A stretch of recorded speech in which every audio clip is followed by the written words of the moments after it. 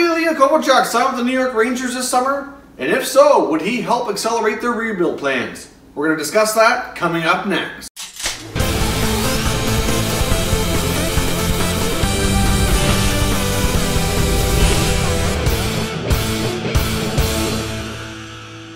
Hey everyone, and welcome back to another video here at Top Shelf Hockey. If you're new to the channel, thanks for stopping by. We review and discuss all 31 NHL teams. So if you're a huge hockey fan, consider subscribing and clicking the bell so you don't miss anything. Could we see Ilya Kovalchuk sign with an NHL team this summer? And if so, is it likely going to be the New York Rangers? Now a little while back, we discussed Kovalchuk's potential return to the NHL, and we narrowed it down to a couple of teams that may interest him, and yet I've heard more rumors yet again that the Rangers are the likely landing spot should he make his NHL return. Now, he has been quoted in the past as saying that this would be his last season in the KHL, and he did want to return to the NHL for 2018-19. So, if that's going to happen, it's been noted that his preference is to stay in the New York area. That's where he wants to live, and that works best for family reasons. So, could he sign with the Rangers? Obviously, this coming season, the New York Rangers are going to have plenty of cap space, so it is, from a financial standpoint, certainly reasonable. I'm not really sure at this point what Kovalchuk would demand for a salary. Obviously, since he last played in the NHL, he's a little bit older now, but he's still putting up pretty good numbers in the KHL, so I don't know exactly what his annual salary, what the requirements would be, what he's going to be looking for, but they're certainly going to have the resources and capabilities to signing him should that be something that both parties are interested in. Obviously, as we know, the New York Rangers are going through a bit of a rebuild here. We've seen them sell off lots of assets near the trade deadline. They traded a defenseman, Nick Holden. They did a big move with Tampa, trading Ryan McDonough and JT Miller. They've also sent Rick Nash to Boston and Michael Grabner off to the New Jersey Devils. Now, some of those guys that they traded away are unrestricted free agents this summer, and it has been speculated that at least one or maybe two of them could potentially re-sign with the Rangers in the offseason. So especially being the big one being Rick Nash. It's been noted when he left, when he was first traded, he said he was certainly open to returning to the Big Apple. I think from a family standpoint, he's certainly very comfortable there, and I think he's very open to the idea, especially if we see him go chase the Stanley Cup here with the Bruins. If that comes to be, obviously that's something he can check off as bucket list of things to do in his career, and you never know, maybe he'd be open to returning to New York. He certainly seemed like he was when he left. And to be honest, I'm not sure the Boston Bruins are going to have the cap space to bring him back next year. I think this is purely a rental deal with the Bruins. So we'll see what happens. I mean, Rick Nash is more than likely going to have a new home next year. And maybe what's old is new again with Rick Nash in New York.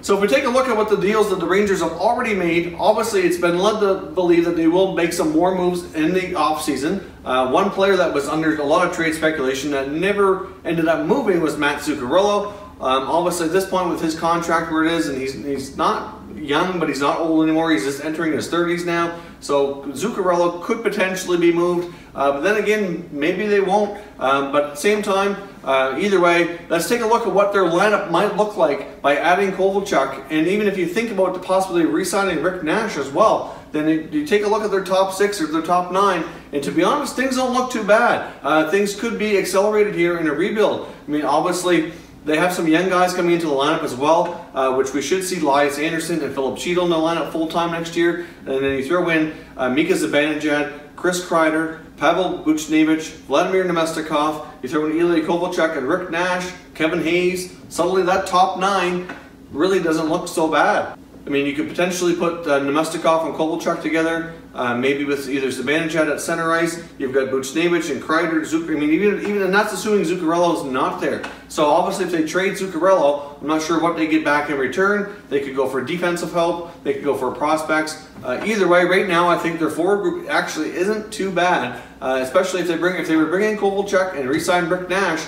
You know, like I said, you throw those other guys in. I don't think their top 9 looks too bad. Plus, you also have Jesper Fast, you have Jimmy Vesey, and you would have Ryan Spooner to kind of round out your bottom 6 forwards. So really, that's not that bad. And they got the King, Henrik Lundqvist in the net. Obviously, he's a great goalie.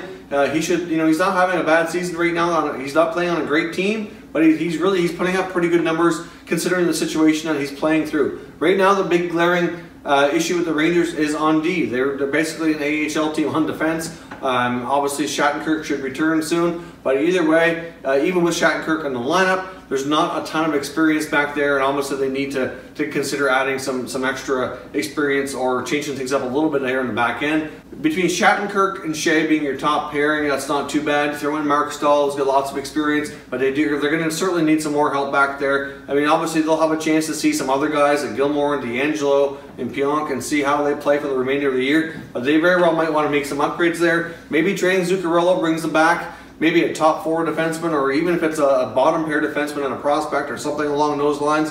Either way, to get an experienced defensive help who's established back there, and then suddenly, you know, this team might not look so bad. So do you think it's reasonable that Ilya Kovalchuk could sign with the Rangers? And if you're a Rangers fan, is this something that you'd be okay with, obviously for the right price?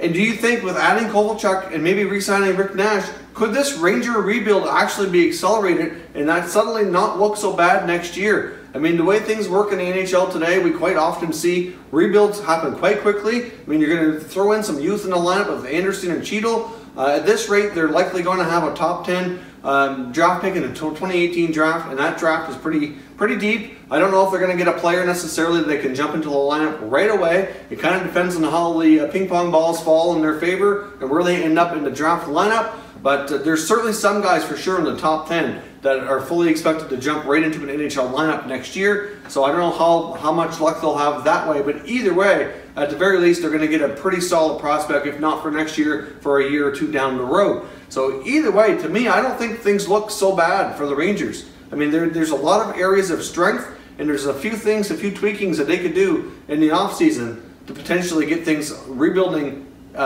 way quicker than a lot of people might be expecting. So that's multiple times now that I've seen rumors about Kovalchuk signing with the Rangers from different sources. So I think there definitely is something to it for sure. Hard to say. I guess we'll see when the summertime comes if there's any truth to this. But as a Rangers fan, what would you think about Kovalchuk signing with your team? And do you think if he does, would he help accelerate the rebuild? As I mentioned, if you take a look at what their lineup would look like with a few minor tweaks, maybe bringing in Kovalchuk, possibly bringing back Rick Nash, things don't look so bad. I mean, obviously, a lot of it depends on money, but they're going to have cap space to do some things in the summertime to obviously improve this lineup. Right now, I think their forward group actually isn't too bad. If you can make some upgrades on defense, I think they'd actually be a lot more competitive. They may actually stand a chance to make the playoffs next year. So leave some comments down below and let me know what your thoughts are on this. If you're new to the channel, I hope you consider subscribing. We upload here every day and we cover all 31 NHL teams. If you haven't already done so, please consider checking us out on social media. You're going to see our Twitter handle on the screen right here. We're also on Facebook and Instagram, and all those accounts are linked down below in the description. As always, thank you very much for watching, everybody. We will catch you next time.